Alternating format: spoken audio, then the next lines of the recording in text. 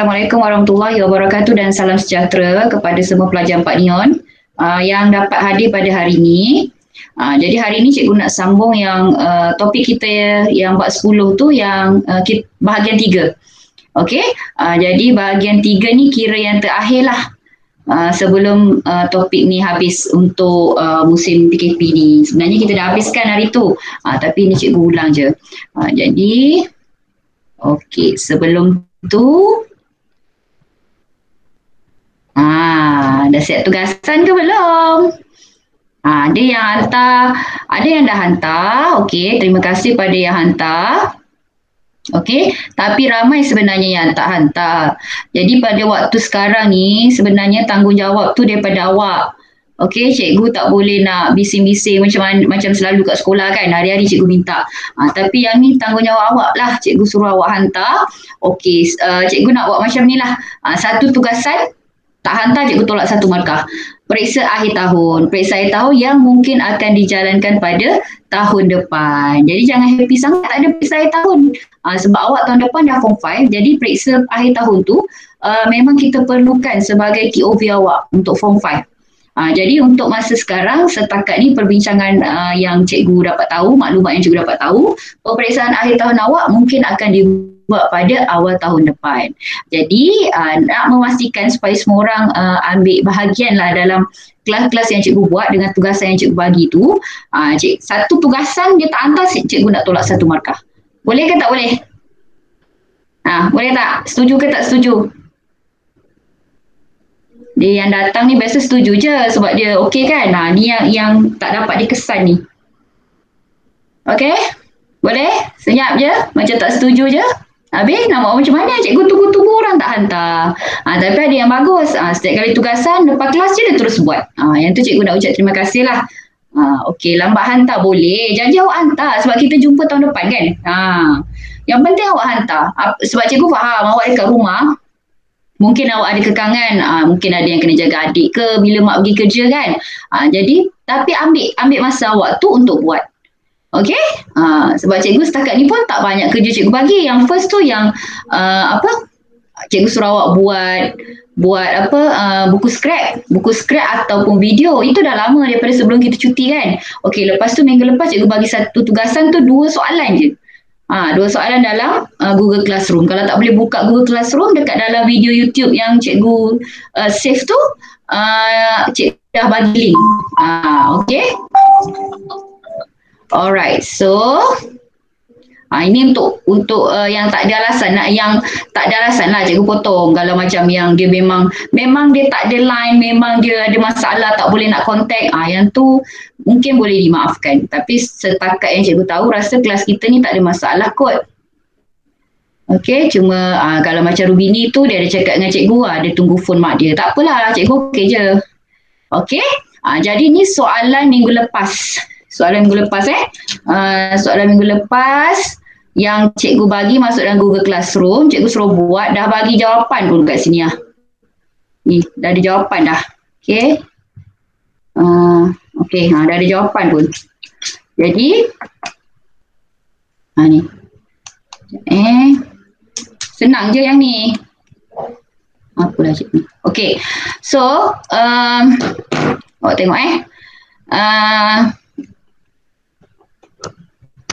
yang soalan yang minggu lepas dia bagi Leong. Ini maklumat yang diperolehi daripada Leong. Okey, dia ada pendapatan aktif 4,800, pendapatan pasif 500, perbelanjaan tetap 3,000 dan perbelanjaan boleh ubah 1,200. Dia suruh awak hitung aliran tunai bulanan bagi Leong. Jadi apa yang kita kena buat? Nilai pendapatan ni 4,800 tambah 500 tolakkan dengan perbelanjaan, dua-dua perbelanjaan dia, perbelanjaan tetap dan perbelanjaan boleh ubah. Jadi totalnya adalah 1,100. Aliran tunai bagi dia adalah RM 1,100. Nampak simple kan soalan yang cikgu bagi. Okey, tapi kena buatlah, janganlah tak buat. Okey, seterusnya ini pun soalan yang minggu lepas cikgu bagi. Siapa yang dah baca, dah buat, terima kasih. Okey, so soalannya, Encik Tio ingin membeli sebuah rumah berharga RM300,000 dalam masa 16 tahun. jika simpanan tetap ialah RM700 dan simpanan dana kecil RM200, berapakah simpanan tambahan bagi setiap bulan yang diperlukan untuk membantunya mencapai matlamat jangka panjang tersebut? Okey, so cikgu dah bagi jawapan dia. Okey, tak ada lagi yang tak boleh masuk. 15 orang je pagi-pagi ni. Okey, jadi penyelesaian dia, okey, dalam 16 tahun ni, sepatutnya yang diperlukan untuk mendapat RM300,000 adalah RM300,000 bahagi dengan 16 tahun bahagi dengan 12. Maksudnya setahun tu ada 12 bulan sebab kita nak kira sebulan berapa Jadi sepatutnya dia ada simpanan sebanyak RM1,562.50. Okey, soalan dia tanya berapakah simpanan tambahan bagi setiap bulan yang diperlukan. Okey, sekarang ni dia dah ada simpanan 700. Dana kecemasan. Okey, saya nak tanya, dana kecemasan ni kita boleh guna tak? Cuba respon sikit. Dana kecemasan tu kita boleh ambil tak guna untuk dia nak beli rumah tu? Respon sikit. Mungkin ada yang dah jawab hari tu.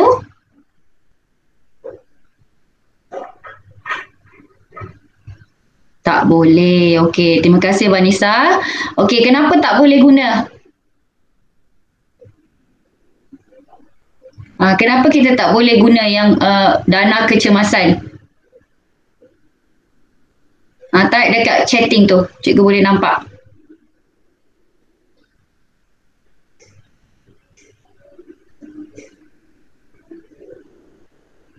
Okey, terima kasih Vanessa sebab itu kecemasan untuk perubatan. Okey, sebab dalam keluarga kita memang kena ada simpanan untuk kecemasan. Kalau ada sakit ke apa-apa kan. Jadi kita gunakan duit tu. Jadi untuk membeli rumah seeloknya ataupun seboleh-bolehnya jangan gunakan duit kecemasan. Jadi apa yang dia perlu buat adalah okey, sepatutnya dia nak 1562 RM1,562.50 kan. Jadi kita tolakkan dengan RM700. Maksudnya simpanan dana kecemasan, simpanan yang simpanan tetap yang dia dah buat setiap bulan. So daripada, okey ni cikgu tersalah ni. Tolak ni sebenarnya. Betul lah ni. 1562.50 tolak dengan 700. Bukan tambah, sama dengan ni cikgu salah buat. Sama dengan RM862.50. Jadi kita hanya tolakkan dengan simpanan tetap. Kita tak boleh nak gunakan dia punya dana kecemasan Jadi kita punya, jadi berapa lagi tambahan? Dia kena simpan lebih kurang lagi RM862.50. Okey? So seterusnya. Okey, pelan kewangan jangka panjang. Yang ni awak boleh tengok dekat dalam buku teks muka surat 285. Okey, jadi aspek yang perlu diambil kira untuk membuat pelan kewangan jangka panjang adalah yang pertama dia kena mempertimbangkan kadar inflasi, yang kedua kadar faedah dan yang ketiga kesihatan diri. Yang ni bila nak buat pelan kewangan jangka panjang ni, inilah antara perkara-perkara yang dia perlu ambil kira. Okey? Alright, so ini contoh 6, sama juga dalam muka surat 285.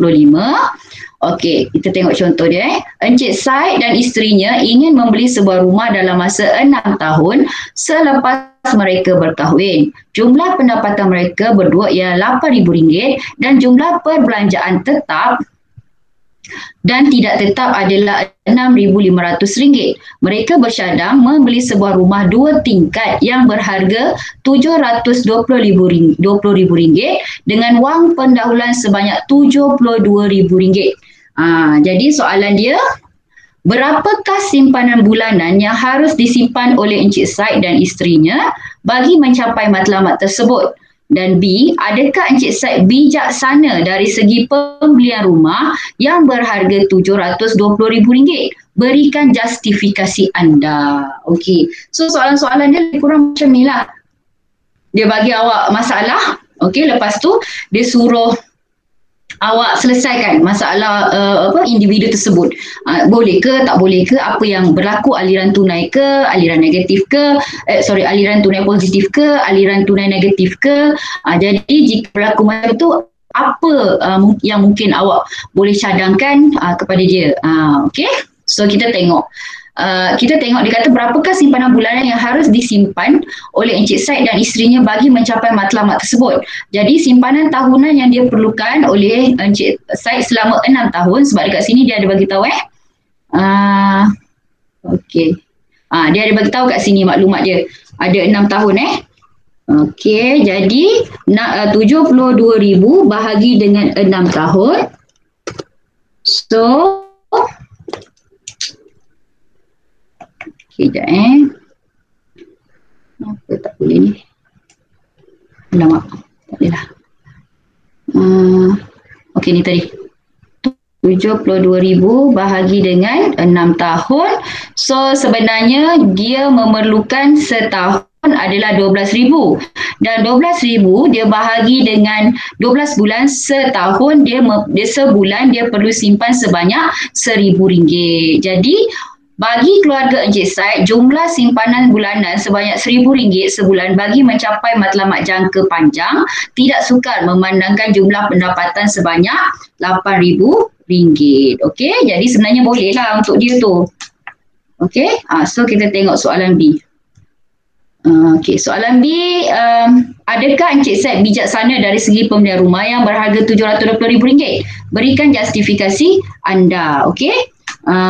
Bijak ke tak bijak? Tidak. Walaupun Encik Said boleh membayar wang pendahuluan RM72,000, namun ansuran bulanan rumah yang perlu dibayar membebankan beliau kerana jumlah perbelanjaan adalah tinggi. Maksudnya RM1,000 tu sebulan sebenarnya tinggi dengan dia punya pendapatan bulanan dia RM8,000. Sebab sebenarnya dia banyak lagi perkara perbelanjaan yang mungkin dia boleh fikirkanlah. Okey. So sebenarnya macam ni harga rumah dia RM720,000 kan. Dia boleh kurangkan, cari yang mungkin RM500,000 ke. Okey. Cuma sekarang rumah memang agak mahal lah.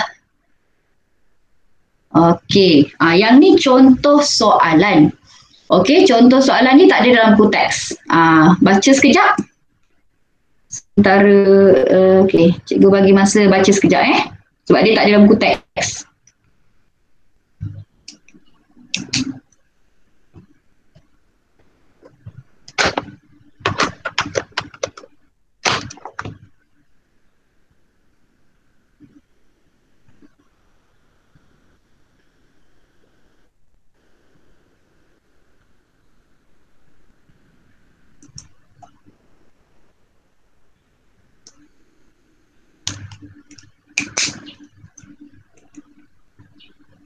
Sorry. Okay.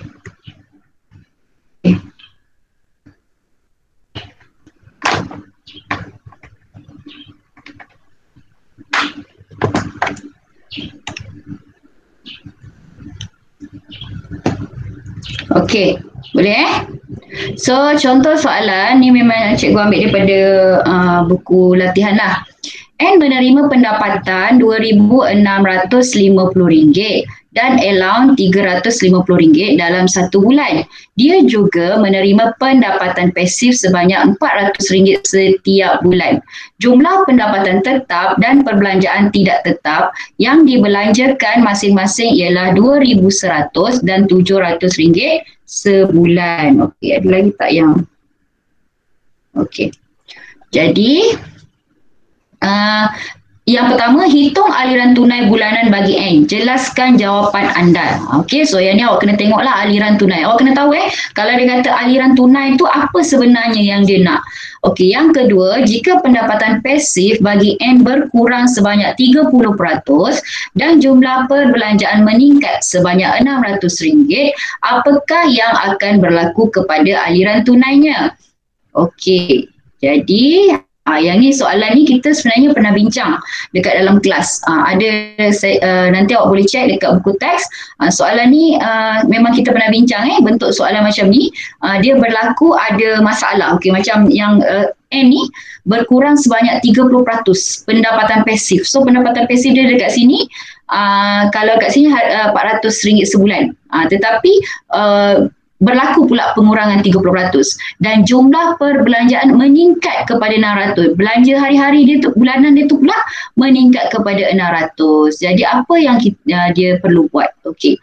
Dia tanya, adakah apa yang berlaku kepada aliran tunainya? So kita tengok yang soalan yang pertama ni, dia suruh hitung aliran tunai bulanan bagi N. So kita tengok Okey, jadi sekarang aliran tunai bulanan dia, kita masukkan, okey ni pendapatan dia. So pendapatan dia RM2,650 dengan allowance RM350. Yang ni kita tambahkan. Okey, lagi satu yang 400 ni adalah pendapatan pasif. Maksudnya semua yang dia dapat pendapatan, okey, allowance dengan pendapatan pasif setiap bulan tu. Okey. Yang tu kita kena tambah. Okey, kemudian kita tolak dengan perbelanjaan. Dekat sini 2,100 dengan 700. Apa dia punya perbelanjaan tadi? Perbelanjaan tetap dan tidak tetap. So bila dia tolakkan, dia akan dapat ada balance 600. So balance ini kita panggil dia aliran tunai positif. Okey? Jadi aliran tunai positif kerana N mempunyai lebihan pendapatan selepas ditolak dengan semua perbelanjaan. Ini membantunya untuk menghadapi situasi kecemasan. Ni antara ayat-ayat yang awak boleh tulis lah. Dekat bawah tu awak tulis sikit. Sebab cikgu pun tak sure dia punya pemakahan tu macam mana. Jadi untuk mengelakkan awak kehilangan markah, awak tulis sikit ayat tu. Okey? Jadi yang kedua, kita tengok balik soalan kedua. Jika pendapatan pasif bagi N berkurang sebanyak 30%, 30% ni daripada 100 dan jumlah perbelanjaan meningkat sebanyak 600, apakah yang akan berlaku kepada aliran tunainya? Okey, kita tengok. Jadi yang ni sama 2650 tambah 350, yang ni yang cikgu cakap tadi. Kenapa dia darat 70%? Sebenarnya dia terus dapatkan berapa yang tinggal. Sebab dia kata kurang 30%, jadi dia terus ambil 70% lah. 70% tu yang dia ada lagi. Okey, ni lepas tu tolak dengan 2,100, 700 dan 600. Kenapa dia tolak 600? Sebab dekat soalan ni dia kata jumlah perbelanjaan meningkat sebanyak 600. Jadi kena tolak lagi 600. Jadi apa yang berlaku? Aliran tunai negatif. Okey? Jadi aliran tunai negatif adalah tidak baik kerana N mempunyai defisit pendapatan selepas ditolak dengan semua perbelanjaan. Dia terpaksa menggunakan kemudahan kad kredit untuk menghadapi masalah kewangannya. Okey, ada nak tanya tak? Setakat ni boleh faham?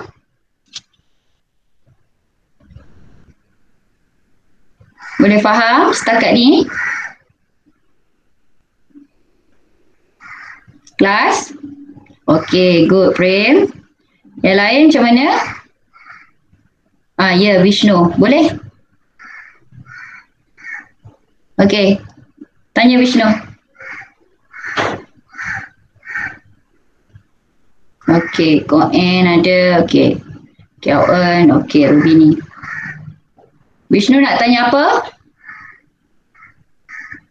Okey, Shui. Bagus Shui ada Dia terpaksa mendapatkan pinjaman. Boleh tak? Okey, bila pinjaman tu dia kena tengok dekat situ. Dia boleh buat pinjaman, tetapi pinjaman tu nanti dia kena masuk juga dekat dia punya pelan kewangan. Sebab bila pinjaman tu dia akan ada berapakah bayaran bulanan yang dia kena buat. Jadi dia kena buat semulalah pelan kewangan dia. Boleh Vishnu? Boleh cikgu, boleh. Ini dia ada aliran tunai 120. Okey, dia sebenarnya seeloknya jangan buat pinjaman lah. Pinjaman tu yang ni dia nak beli apa tadi Okey, katakan rumah kan. Kalau rumah ke kereta, memang orang tak mampu untuk beli cash. Orang memang kena buat pinjaman bank. Jadi bila buat pinjaman bank, dekat situ bila dia buat pelan kewangan tu, dekat situlah yang kita akan tolak. Berapa perbelanjaan tetap, sebab pembelian rumah, pembelian kereta itu adalah perbelanjaan tetap yang dia kena tolak. Okey? Ada lagi nak tanya? Okey tak Vishnu? Terjawab tak soalan awak?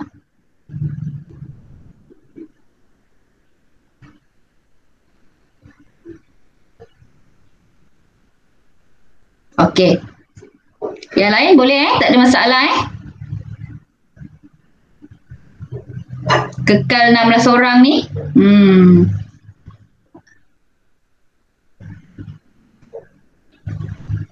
Okey, cikgu harap yang tak dapat masuk ni bila cikgu upload dalam YouTube dia tengoklah. Okey, sebab ada yang tak boleh nak buka mata kan pagi-pagi ni kan. Okey, ada soalan lain tak?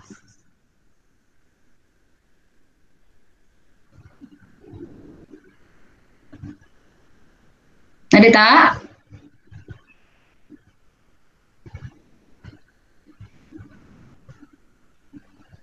Senyap je ni. Ada soalan lain?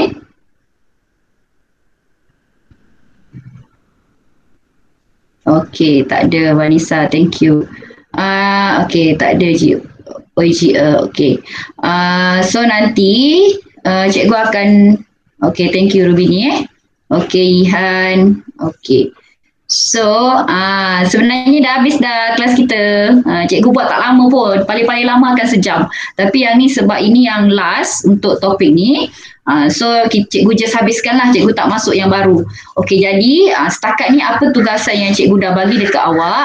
Buku scrap. Yang ni sepatutnya hantar semalam. Okey. Ataupun video. Tapi siapa yang belum hantar tak apa, awak terus je hantar walaupun cikgu bagi due date tu. Tapi kalau dah lewat awak tak sempat ke apa ke, hantar je juga. Okey, ni untuk buku scrap yang pertama. Yang kedua, latihan yang dalam Google Classroom yang tadi yang cikgu dah bincang, ada 2 soalan tu. Yang tu awak tengok je, tengok balik tapi saya rasa tak ada masalah tu. Okey, lepas tu send dekat cikgu PM. Okey, dan yang tugasan ketiga ni cikgu akan bagi nanti dalam grup WhatsApp.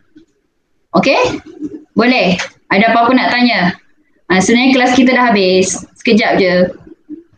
Cuma minggu depan nanti cikgu tengoklah tajuk apa. Oh, Jack tak boleh buka Google Classroom. Kenapa ya? Tapi awak dah ada kan alamat dalam tu ada kan? Email sekolah belum dapat.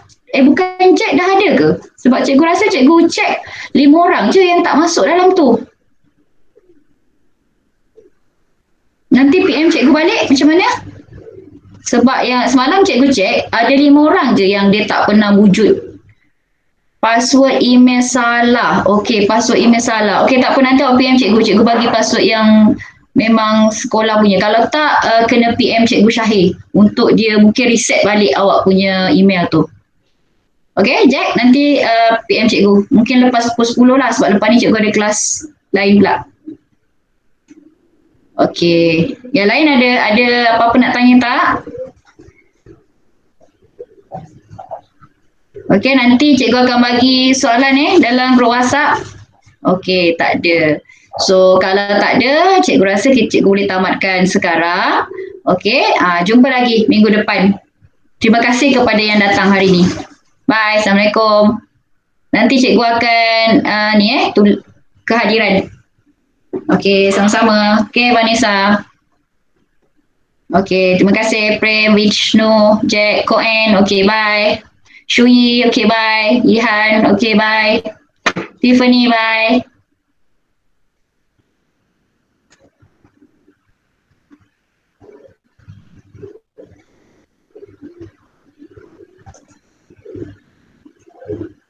Okay, thank you, Kak Eun.